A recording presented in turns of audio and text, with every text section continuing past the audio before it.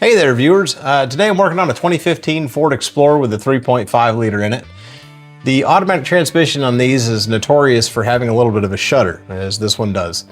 I believe that the lockout solenoid on the transmission is for the torque converter is actually what's giving me the grief. That does seem to be the theme with these. So I'm going to try something a little bit different. I'm going to use this Lucas Translip. I'm not sponsored, but I am going to give this a shot. I've seen some research that suggests that this does a pretty good job of unsticking the solenoid.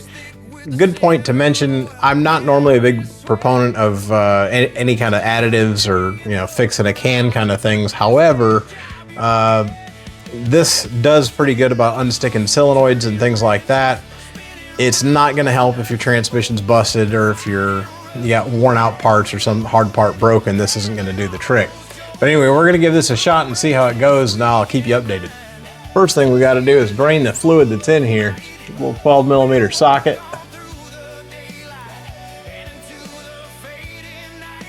It's got a little tiny drain hole on this one. I had to get a little paper towel and stick it down inside of the drain area so I can see what's coming out, see if there's anything sparkly on there, if any hard parts I need to be worried about. It's a little dark, hadn't been changed in a while for sure, but it doesn't smell burnt. This brings me to another point while this is draining out. You can tell a lot about fluids by how they look.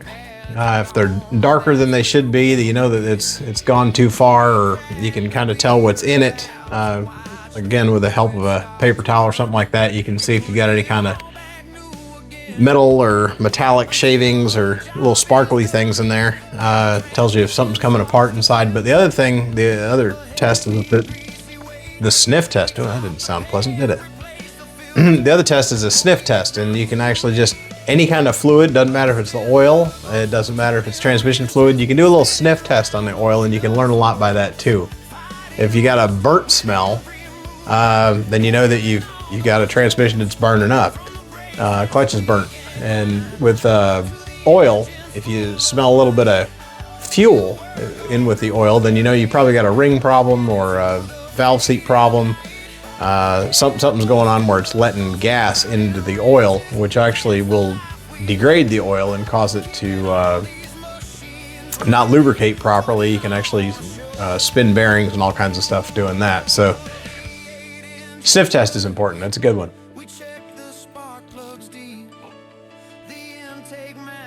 Well, brake parts cleaner.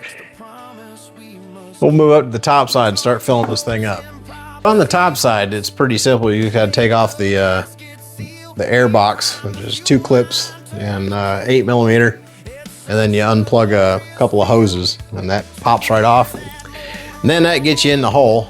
And what you see here is I've just emptied out the thing of Lucas. We're gonna finish this off with probably 4 to 5 quarts of transmission fluid. I'll start with 4, see how that does, and then top it off as necessary. I do recommend warming up the bottle. That'll help it pour a little bit faster. And we're just using a long funnel going all the way down. So you're gonna have to get that air cleaner out of the way so you get your hand down in here. You can technically reach around it, but it's not the easiest thing in the world. And the important thing with the Ford Explorer is it uses the Mercon LV. It's gonna take somewhere between 4 to 5 quarts of the Mercon LV. Don't want to overfill it, so I'm gonna stop at 4.